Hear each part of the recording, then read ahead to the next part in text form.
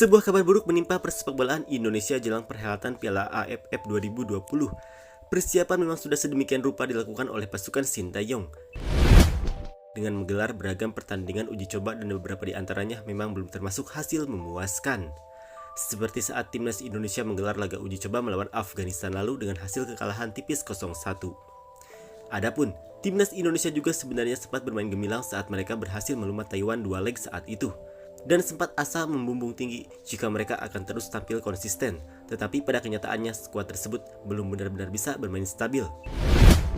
Akan tetapi, sebuah kabar buruk justru menimpa pasukan Garuda jelang bergulirnya Piala AFF ini.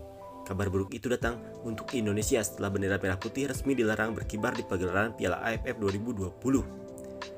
Seperti dilaporkan oleh The ASEAN Ball, buntut hukuman dari World Anti-Doping Agency atau WADA yang diterima oleh Indonesia beberapa waktu lalu membuat bendera merah putih dilarang berkibar di turnamen sepak bola akbar antar negara ASEAN itu.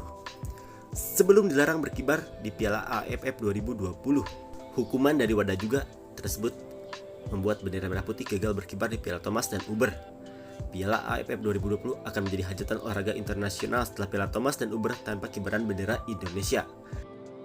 Di pergelaran elit bulu tangkis tersebut, bendera merah putih diketahui tak berkibar dan Indonesia saat itu hanya bisa mengibarkan bendera PBSI. Seperti di Piala Thomas dan Uber, kemungkinan Indonesia hanya akan bisa mengibarkan bendera PSSI di Piala AFF 2020.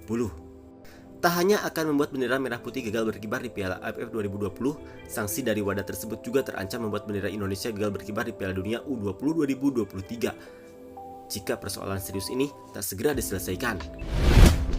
Sebagai informasi, jika timnas Indonesia sendiri akan tergabung di grup B atau yang juga disebut sebagai grup neraka Piala AFF 2020 bersama Kamboja, Laos, Malaysia, dan juara bertahan Vietnam. Sementara timnas Thailand tergabung di grup A Piala AFF 2020 bersama Myanmar, Filipina, Timor Leste, dan tuan rumah Singapura.